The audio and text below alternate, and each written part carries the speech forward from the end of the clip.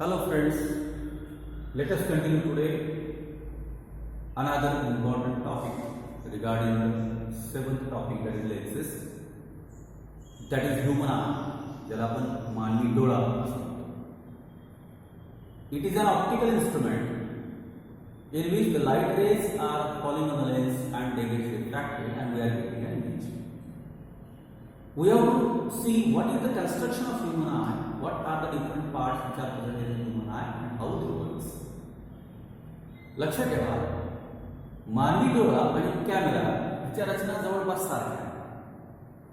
फक्त कॅमेरा एका वेळेला एक फोटो क्लिक करतो, मानवी डोळा मात्र सातत्याने आपल्या रेटिनावर चित्र निर्माण करत जातो and we can see the objects which are in front of us. One by one we will see what are the parts of human eye and how they work. आपण जेव्हा एखाद्या व्यक्तीचा डोळा किंवा आपण आपला डोळा असा जेव्हा पाहतो तेव्हा आपल्या डोळ्यामध्ये फक्त तीन भाग बाहेरून आपल्याला दिसतात. The first part, which is larger one, that is white in color. In few person it is slightly pale yellow in color, while in some person it may be slightly reddish in color. That is called as cornea. आपल्या डोळ्याचा सर्वात मोठा पांढरट दिसणारा भाग ज्याला आपण दृष्टिपटल असतो. This cornea is semi transparent and semi permeable. हा अर्धपारदर्शक आणि अर्धपारगम्य असतो. याचा अर्थ हा काही प्रमाणात रिफ्रॅक्शन करू शकतो आणि काही प्रमाणात पदार्थांना आत बाहेर जाऊ देतो. For example, liquid can enter through the cornea but the solids cannot enter through the cornea. Cornea is one of the diaphragm which is present on the human eye, which is having some refractiveness. The light rays which are falling on the cornea, they get refracted and they are allowed to fall on the pupil.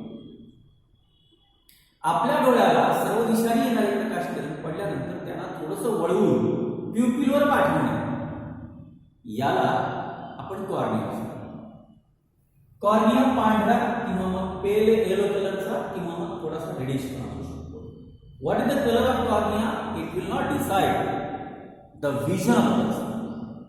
पण हा cornea ओलसर पांढरा शुभ्र मोठा असेल तर डोळे सुंदर दिसतात, छान दिसतात, त्या डोळ्यांना प्रभाव असतो. द सेकंड पार्ट, आपल्या डोळ्यामध्ये आपल्या डोळ्यात दिसणारा मोठा गोल ठिपका, दॅट इज कॉल्ड आयरिस. त्याला आपण काय म्हणतो? आयरिस, किंवा मराठीत त्याला बुबुळ म्हणतात. Iris is another dark circle which is present inside the human eye. It is muscular in nature. It has a contracting and relaxing nature. त्याला आकुंचन आणि प्रसन्न भाव आहे.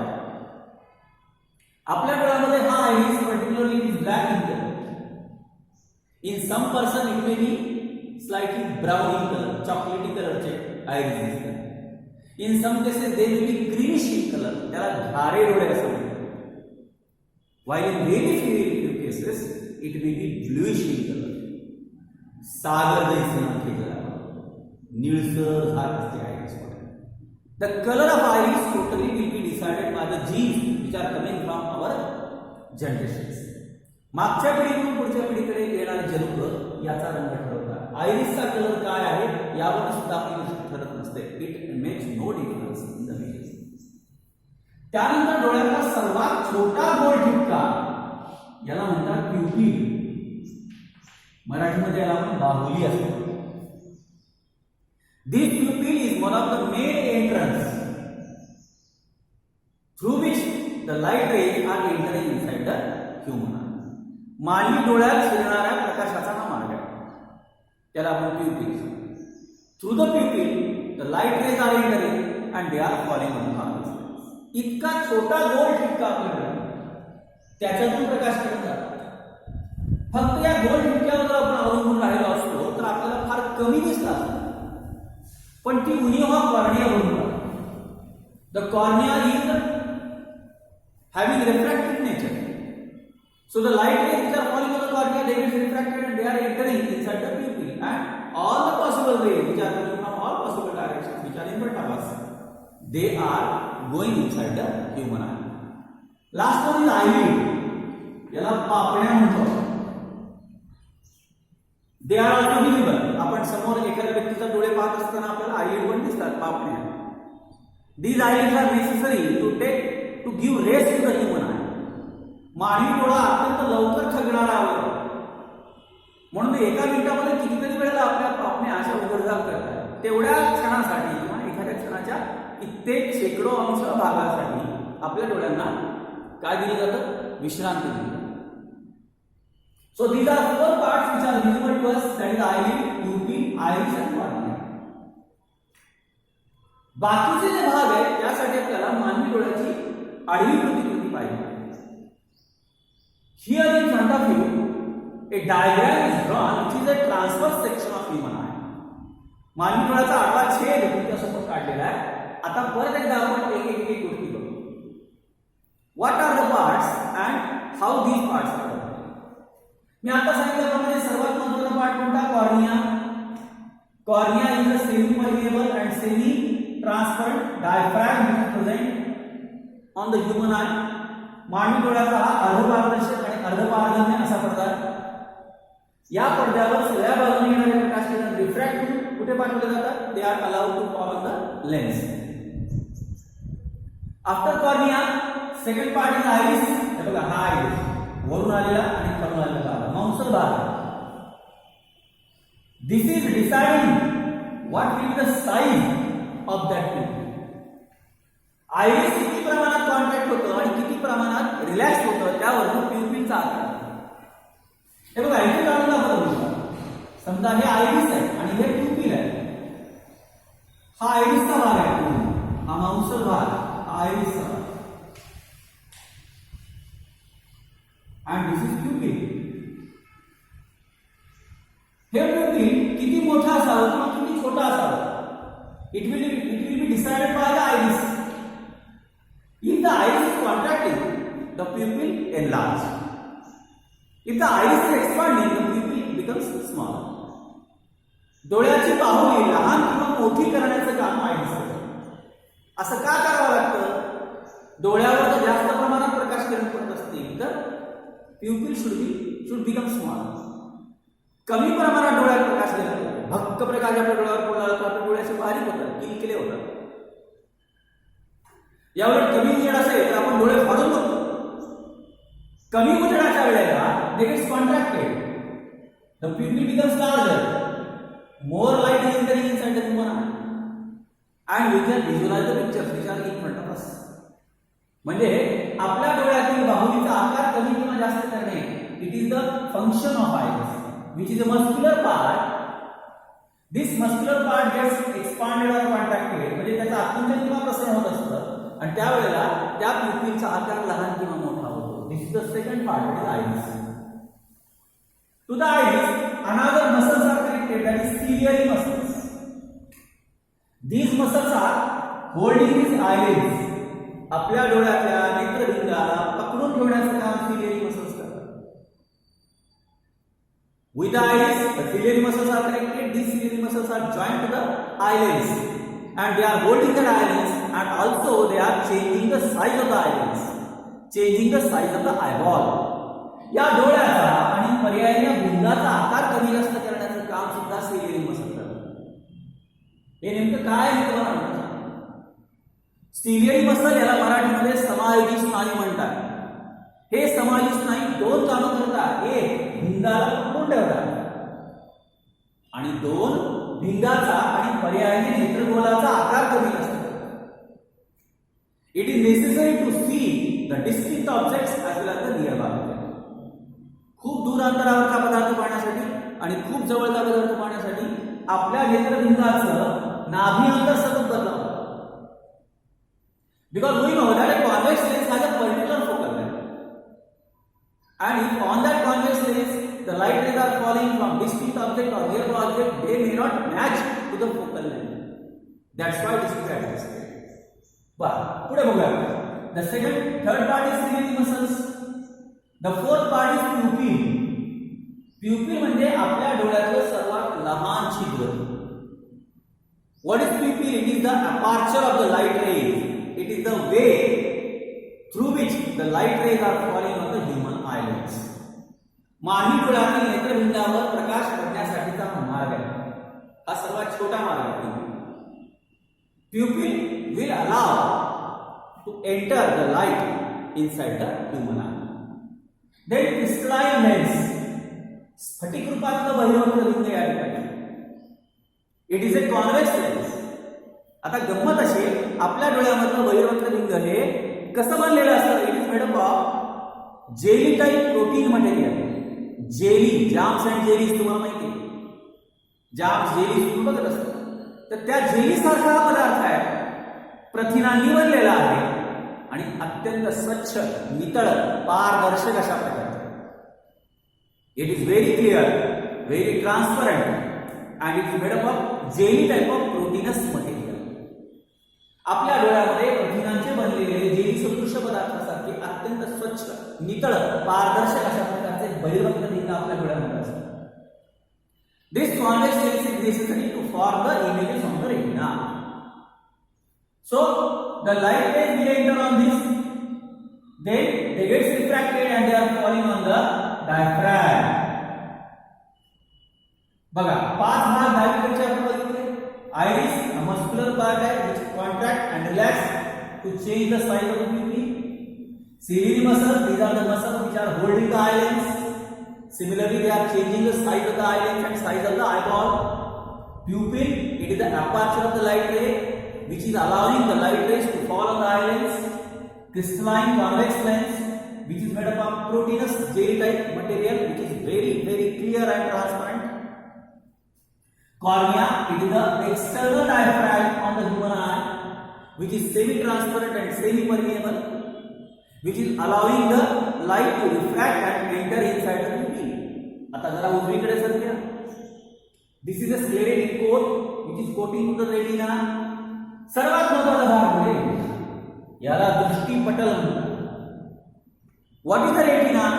It is a screen behind the eyelids. आपल्या या नेत्रभिंगाच्या पाठीमागचा हा प्रकाश संवेदी पडदा आहे. It is a light sensitive diaphragm which is present behind the eyelids. This light sensitive diaphragm is containing 2 types of cells. 2 प्रकारच्या पेशी याच्यावर असतात. एक रॉड सेल्स आणि दुसरं कोन सेल्स, कोनिकल सेल्स किंवा कोन सेल्स. काय उपयोग आहे 2 प्रकारच्या पेशींचा? Rod cells are necessary for identifying the light sensitive. समोर दिसणारं चित्र किती स्पष्ट आहे किंवा किती धुसर आहे हे कोण ठरवतं? Rod sale. तर समोर दिसणाऱ्या दृश्यामध्ये कलर कोणते आहेत? What are the colours in front of us which we are visualising. आपण समोर पाहताना समोरच्या दृश्यामध्ये कोणते रंग आहेत हे ठरवण्याचं काम कोनिकल सेल्सला आहे.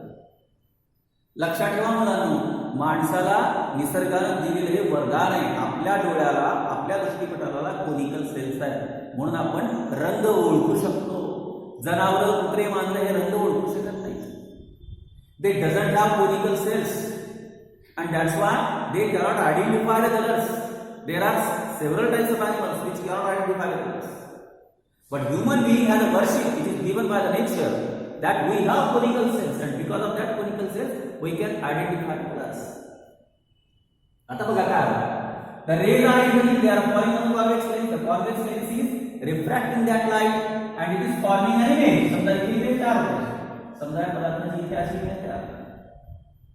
The image is obtained on the retina. Retina म्हणजे पडदा आहे आपल्या डोळ्याचा, which is the most important part of the human.